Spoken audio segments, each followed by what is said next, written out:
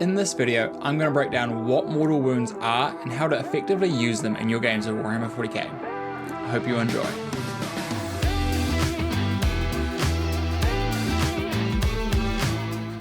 So, what are mortal wounds? I'm actually just going to go off and read what it says out of the GW app, so you guys can go and look at this in the app or on the index that's on Games Workshop website. But this is what it says about mortal wounds. Some rules inflict mortal wounds on units. Each time mortal wounds are inflicted on a unit, each of those mortal wounds inflicts 1 point of damage to that unit, and they are always applied one at a time. Each mortal wound is allocated to a model in the same manner as allocating an attack. Excess damage from mortal wounds is not lost if the damage can be allocated to another model. Instead, keep allocating damage to another model in the target unit until either all the damage has been allocated or the target unit is destroyed. So what does this mean? So there's abilities, there's all sorts of different ways of causing mortal wounds, but basically they're like spillover damage, which is a really interesting way of making sure all your damage is going through. So instead of, say, a 2 damage weapon getting shot at a 1 damage model, if you deal 2 mortal wounds, you would kill 2 1 wound models. So it's kind of like a nice little spillover mechanic. It's definitely a bit more consistent because you never lose the damage in a way unless you've killed the entire unit and there's nothing left. But most mortal wound abilities are capped at 3 to 6 mortal wounds often. So there's some outliers, but most abilities, stratagems, stuff like that are capped at 6 mortal wounds. So you're not usually going to be killing a whole unit, but you're going to be doing bits with them. So let's go on to the next one. What are the basic ways of dealing mortal wounds? We have stratagems as the main one, which is we have grenades. That's a stratagem where a unit with the grenades keyword, you pick an enemy unit within 8 inches as long as your unit hasn't shot yet. And you can still shoot after using grenades, you just have to grenade before you shoot. So you pick a unit, an enemy unit within 8 inches of unit that has the grenades keyword and hasn't shot. You pay 1 CP, you roll 6 dice. Every 4+ deals 1 mortal wound to that enemy unit, and that's it. So on average, 3 mortal wounds, that's pretty much the going rate for mortal wounds at the moment. It's like 1 CP, 3 mortal wounds is roughly about that. Sometimes it can go up to about 4, depending on what unit, what stratagem, but it's one of the main ways. The next most common way you'll see mortal wounds is tank shock. So this is when you use a vehicle, not a monster. Sadly, monsters don't get this. I don't understand why monsters don't have the ability to tank shock. I think it would be fine. But yeah, so say you have a rhino. When you make a charge move with it, after you've completed that charge move, so you've rolled your dice, got it into engagement range, before you move any further, you can pay 1 command point, and then you roll 1 dice for every pip of toughness the vehicle has. So for like a rhino's case, it's toughness 9. So you roll 9 dice, and every 5+ is a mortal wound. So in this way, it's like, again, it's 9 dice.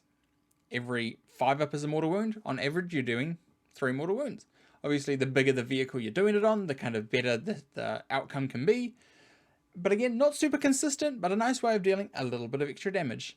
I've got another one in here. It's not really mortal wounds at all, but devastating wounds kind of act in a similar manner, but they don't spill over like mortal wounds do. So they still act like normal damage, but they just can't be defended like mortal wounds can't be in most ways. We'll get to how you can battle against mortal wounds later on. We also have some other ways, which is we have different types of abilities, right? So there's movement phase abilities. This is kind of like some AdMech units, some demon units, some Necron units all have the ability, if they have moved over an enemy unit in their movement. So I say you have a 14-inch moving unit, you move 1 model over the top and go back. They might have an ability that says for each model in this unit, roll a dice on a 4-up threat, whatever it might be, deal that X amount of mortal wounds. So again, it's usually a nice way of getting another 2 to 3 to 5 mortal wounds, depending on the unit.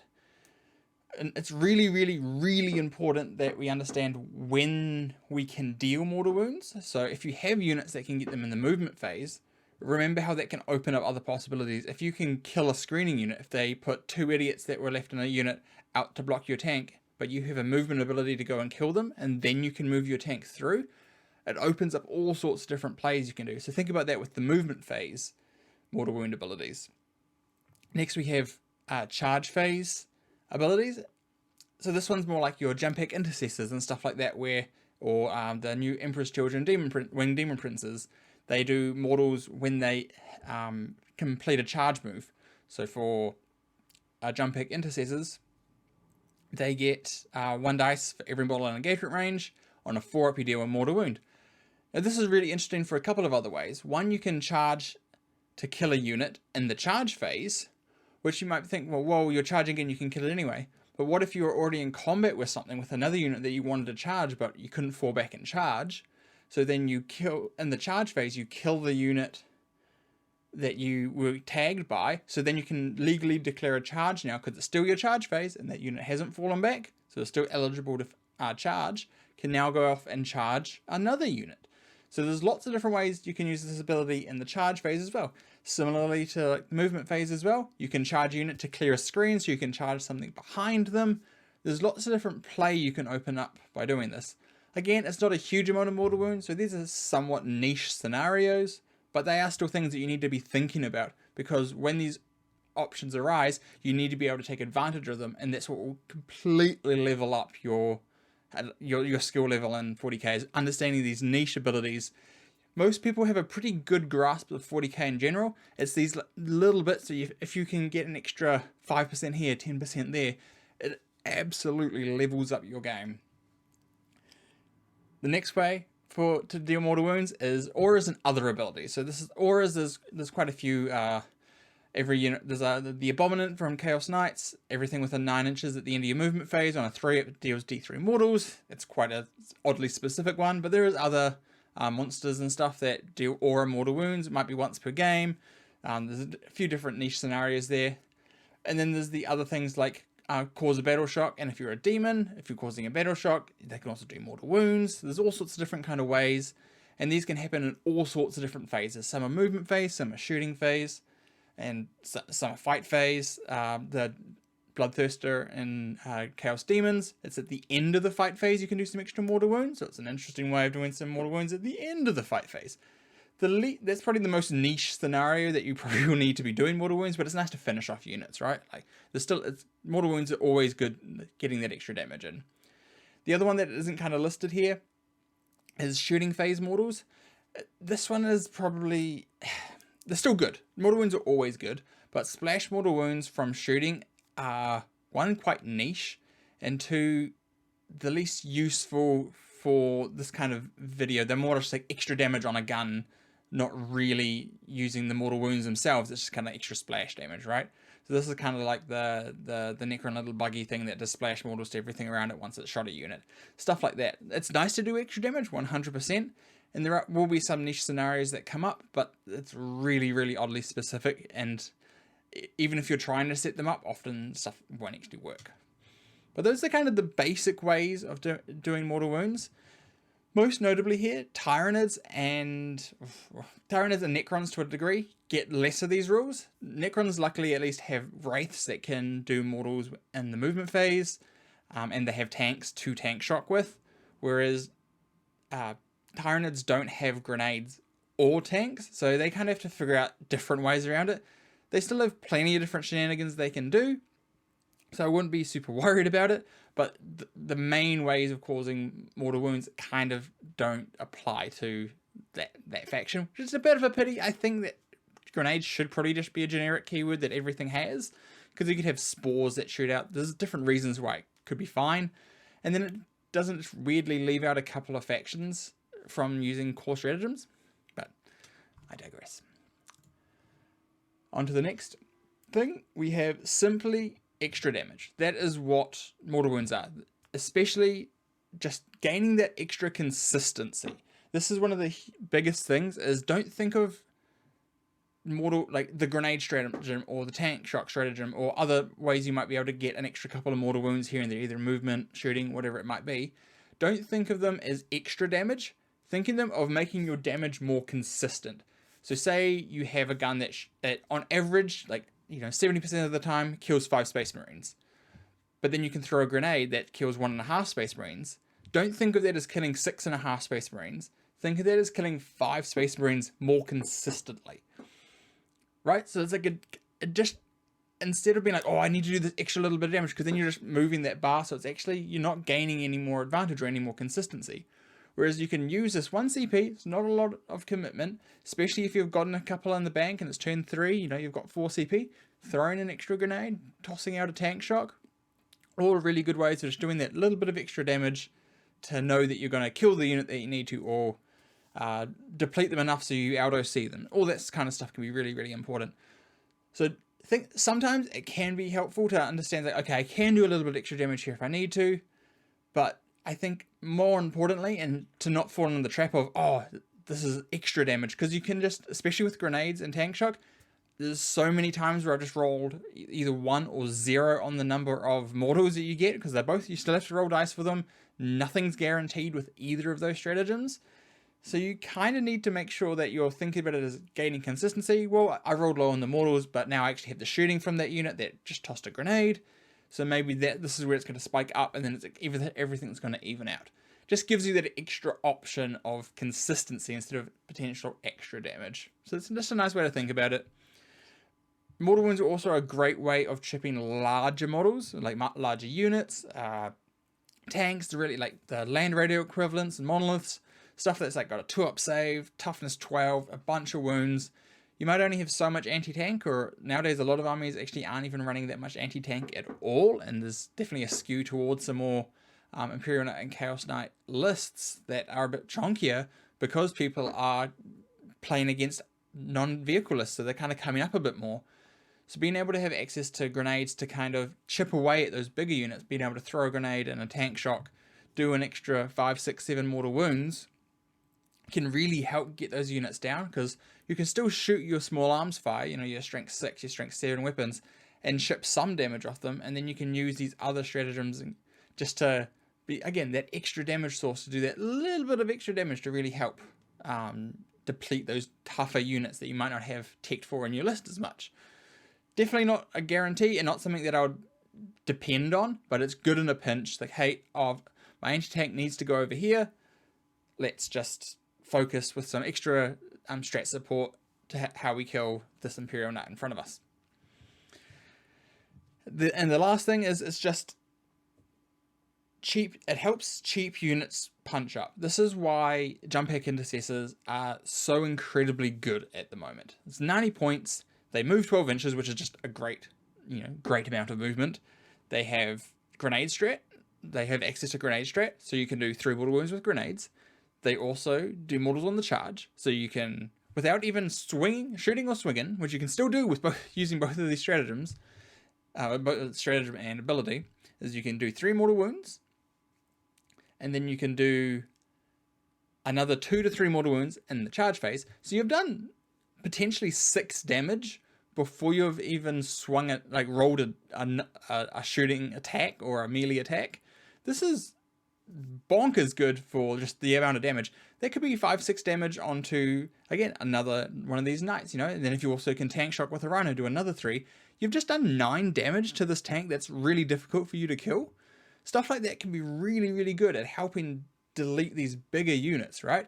And it's just like, you're still rolling dice, but on average, this is how much damage you should do, and you can kind of add that into your gameplay. Plus, you got the shooting and fighting from these units as well. But it helps these like little units, even like scouts, lots of like little cheap units that are more utility. You can throw a grenade and still do an action because you still haven't shot, so you can toss a grenade, hurt something, kill that last guy off an objective, and then go and do cleanse on that objective. There's lots of cool little tricks you can do with using grenades and stuff like that as well. So think about the different ways you can utilize this. Grenades doesn't count as shooting, so it's a big thing to remember. So why do we deal mortal wounds? So yeah, we smooth out the average, right? So like again, don't think about it as gaining as about extra damage a lot of the time. Think about it smoothing out your damage rolls. Oh, that last cannon didn't really do what it needed to. Well, I've got a couple of extra mortals here to make sure that I'm pushing that damage through. And the biggest thing here, and this is why I think thinking about it gains you consistency instead of extra damage, is consistency wins games. you don't have to smash your opponent in one turn, but being able to, with more certainty, guarantee that you'll kill this unit because you have access to a grenade and a tank shock, or a grenade and a mortal ability that you have in your army, or something like that. Having these extra sources to do that extra, 3, 6, 9 damage, however you get around it, just adds a level of consistency to your game plan, which without might make everything just a bit more swinging. It's like, oh, he made one too many 4-ups than I expected. It's like, well, you kind of have to account for them to be on the, especially with 4-up invul, to have like getting one extra than they should, because that's kind of what you have to put into your maths. But this way you can not expose as much, but still do what you need to. If you can expose, say, like a scout unit or some trash, just throw that grenade and then dink them and stuff like that, or throw that rhino out, throw a grenade with your scouts, they go off and charge something else, or go do an action, and then you charge with the rhino, do an extra 3 mortals. Awesome, sweet. Now I've made sure I can kill it, and then you don't have to charge. If you do kill the unit, your rhino can just be in a good position, and then you can just move on with your life, right? So like, it's setting yourself up to not have failures, and Mortal Wounds is such a great way of doing that in a specific manner, but like, it's really good at helping that whole suite of abilities you can have access to in your games. Another good thing about it is, because you're gaining this consistency, and you're gaining this kind of knowledge that, like, well, I should really definitely kill this now. I know I don't have to put a strat on that unit to help them. I don't need to get sustained hits there. So it means I can put sustained hits somewhere else to guarantee more consistency somewhere else as well. So you're really trying to just build this like huge consistency plan, and like just this kind of guaranteeing what you need to achieve in each turn by adding these mortal wound abilities to your repertoire. So yeah, that's kind of why you should deal mortal wounds. This is more, I guess, multi-phase damage. This is definitely a really important one. So yeah, being able to hurt things in multiple phases. Some things have mortal protection that they can pop once per game, say like a Deathwing Knight's Watcher in the Dark. But if you can do 2 mortal wounds in the movement phase, 2 or 3 mortal wounds in the shooting phase, 3 mortal wounds on the charge phase, they can only protect from one lot of those. So you can really mitigate their effectiveness a lot of the time, which can be quite funny and quite annoying to deal with as the opponent getting dealt mortal wounds. So if you can, if you have a movement phase thing, and then you can grenade, and then you can tank shock, it's like, well, these all on average do 3 mortal wounds. You're still taking, 6, 7 mortal wounds. So do you even use the stratagem at all? You can kind of get in your opponent's head a little bit, and they're like, oh, fine, just do what you need to. And then you can kind of just end up doing all the damage that you wanted to do anyway, or not even need to do one of those abilities if you don't have to. So really, really good to be able to do things in different phases. You don't want all your damage to be in one phase, so being able to spread it out a little bit, spread that love, maybe have something you can do in the command phase. It's a point out, and that thing takes D3 mortal wounds, or movement phase shenanigans, or end of the move, 1 unit within 10 inches can gets dealt a D3 mortal wounds. In the shooting phase, the splash mortals. In the charge phase with impact mortals. In the fight phase, when you swing, if you kill a unit, it splashes mortal wounds. All these different things are great ways of gaining consistency, not necessarily extra damage. And then, as I said earlier, it's a great way. All these abilities are great ways of clearing screens. So, like, if you have a unit that has a screen out in front, you can throw 3 mortal wounds at it, but you don't want to shoot it because maybe it has a reactive move, or it can do something that's just going to be a real pain. You can throw grenades at it, you can tank shock it, impact mortal it, and maybe you're just killing the unit, or if it's just a couple of guys, you can just kill it with one of those abilities, or you can just shoot it. Like, there's always other options, but like, it's another way of being able to clear things in different times, different phases. Even in the movement phase is a huge one of being able to, if you can do like 4 to 5 mortal wounds in a movement phase, that can completely change how your opponent has to screen against you, because if you just kill that screen, then you can also deep strike down close. So it just opens up so much extra stuff, being able to do mortal wounds in different phases.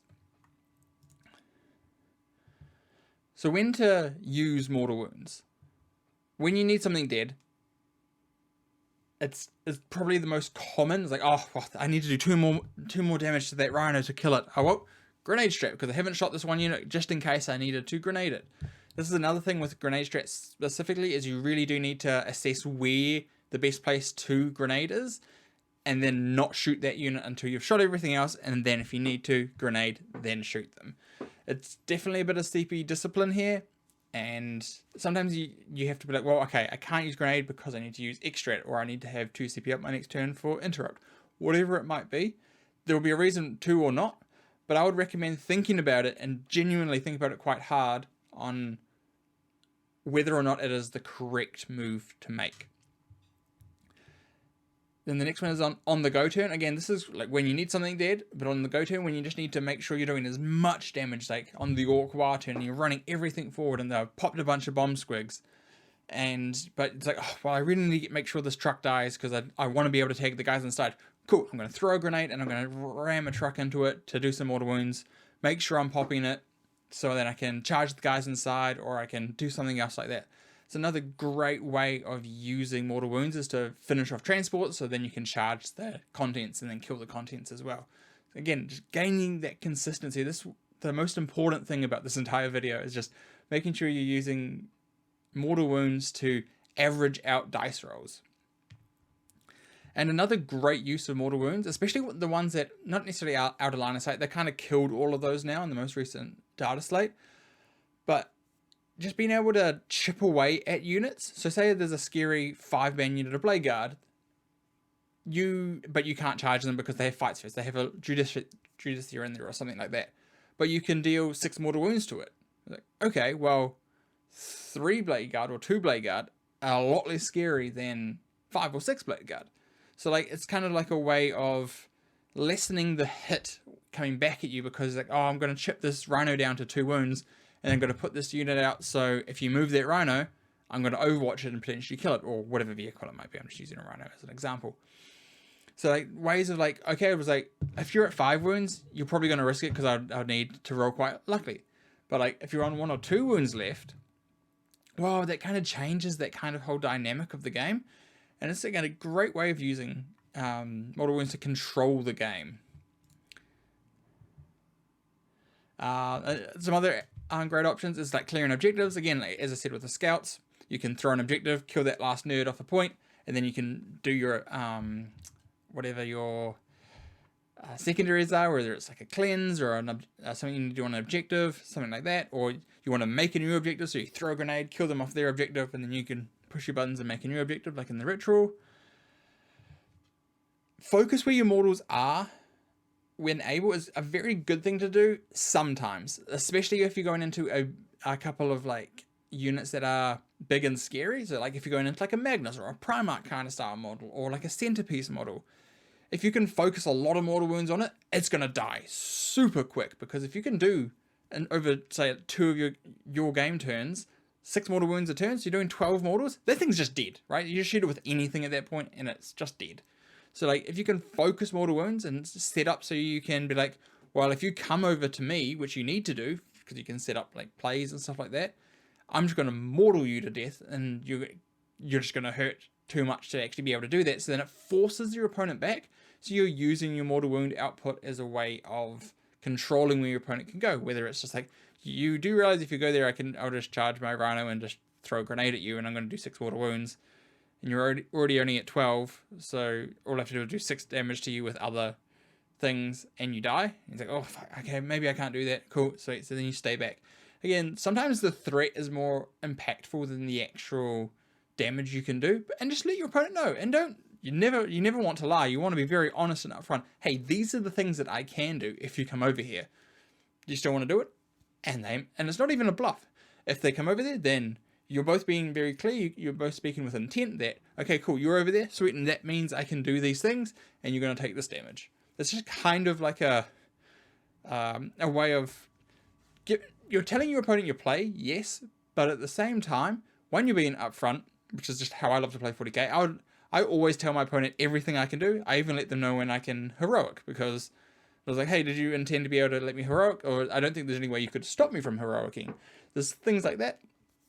I just let them know, because I don't want to gotcha. I always want to beat my opponent because I'm better than them at the game, not because they didn't know my rules, or they'd forgotten a simple core mechanic that had just slipped their mind because they got excited that they rolled a big charge. Stuff like that, not really important. So being able to explain your threat, but not brag about it and not as a bluff. Sometimes you can bluff a little bit, like sometimes a little bit of bluff, especially when you know your opponent and like your friends. I'll often be like, oh, well, you know, like I could just roll really hot on my grenades and like I could just do 10 damage to you, right? With a grenade and a tank shot. It's like, yeah, well, that's never going to happen. It's like, well, it's happened before. Remember that game? So you can kind of do these things to kind of psych out. I would only ever do those against your friends. Luckily in 40k, most people end up being your friends pretty quickly because this is such a great hobby. But yeah, so that's kind of like the main kind of blanket ways of using mortal wounds and different ways of using them. So let's go on to the defensive side. How do you deal with mortal wounds? Well, feel no pains, because of how the feel no pain special rule is worded, you get them from mortal wounds, because this is including wounds lost due to mortal wounds, right? So if you have a 6-up feel no pain or a 5-up feel no pain, these are very powerful things always, because you also get them against normal damage, but it also lessens the pain, ironically, from mortal wounds as well. But there's also abilities, so like this is the datasheet ability of broadside battlesuits. Models in this unit have the Feel No Pain 4+ ability against mortal wounds, right? So a really, really good ability to have against, especially when it's on your tougher units that are more susceptible to mortal wounds because they're harder to wound with your conventional weapons. So having this against one of the ways that's usually a weakness is a really good strength. As I said before, Deathwing Knights have a once per game ability to turn on a mortal wound protection as well. And quite a few different units have different ways they can do this. There's stratagems and a bunch of different of the detachments that you can get this access as well. And that's why I think it's really important to be able to do mortal wounds in multiple phases, because except for the ones like this where it's just always on, a lot of them are, you have to trigger them. So it's like, well, okay, are you going to trigger it for 3 mortal wounds? Probably not. But these are the main ways of getting around it. There's really no other defense from mortal wounds, which is amazing. That's why they're so powerful, and you really need to be trying to think about every single way you can use them in your games. So some tips to think about in your next games is look where you can get mortal wounds from, okay? So go through all the data sheets from whatever faction that you're playing at the moment, whether it be Admech, Death Guard, 2 very good mortal wound armies there, to Votann and stuff like that. Wherever you think, okay, what has the vehicle keyword? What has grenades? Does anything say mortal wounds in its datasheet ability? Is it defense against mortal wounds? Is it a way of dealing extra mortal wounds? All these things are really, really strong, and you really need to be able to use those units to get the most out of the units in your faction and the most out of your army list in total. So go through every single datasheet, even the ones that you don't see play, and just be like, well, is there actually a use case for this, right? Without testing these things and understanding how they all work and how to include them in your lists, you're never going to try and figure out the next best thing. If you're always just copying the strongest list off the internet, you never get to actually understand the core of why a unit or an army list is good. Whereas if you're trying the units yourself and be like, hey, I think this actually has some like gas, I think this could be pretty strong, that's a great way of thinking about it. It's like, right, you can also think about, oh, well, this guy's got a pretty good gun. He's got a movement phase mortal wound ability on a D3 that does D3 mortals. Hey, that's actually not a bad way of being able to, especially in like Votann, being able to deal with my parking lot issues. I can actually kill things that are screening me. Excellent. So there's all these kind of things that, like, it might not seem intuitive at the moment, but then when you actually play with the unit, you're like, oh my god, this is just a lifesaver in this situation. And sometimes you need those units that are just good in a specific situation. And yes, so you want to add those units to test mortals, to test how you're doing it, like all this kind of stuff. But one thing, and I know I said throughout this whole thing that mortal wounds give you extra consistency throughout your games, but remember, sometimes they're just not consistent. The amount of times that I've rolled a tank shock with 10, 12 dice, rolled them all, and I've gotten like 1 5-up. So I've done 1 mortal wound where I should have done, 4 to 5. Well, I should have done 4 on average. It's like, oh, okay, well, that kind of changes the math now. don't get bummed out by that. It's like sometimes that's going to happen, but sometimes the inverse is going to happen, and you're going to roll hot, and you're going to get those 6 mortal wounds. You'll be like, ho, ho, ho, ho, and you absolutely windmill slam and kill the thing that you've charged. So remember that they're not always going to be consistent.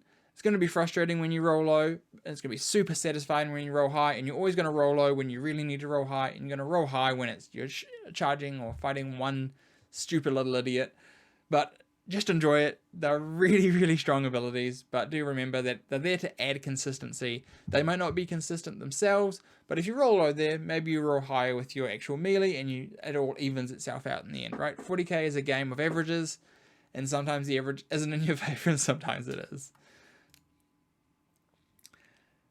So I hope you use this, you like this video. I'm trying to do one of these masterclass videos every 1 or 2 weeks, so hopefully you're enjoying them. Like the video if you are, comment down below with what you want me to do a masterclass on next. Trying to do some like more specific things. I definitely want to do one on deployment at some point, so let me know if that's something that you're interested in. With that one I might have to do a bit more screenshotty kind of stuff with deployment styles and stuff like that, but let me know what you want. Really enjoying doing these videos. Thanks. I've gotten like 150 subscribers in the last couple of weeks, so thank you all for joining the channel. Really, really appreciate it. You guys are awesome. It's given me so much energy to do more of this stuff. Otherwise, I'll see you guys next time.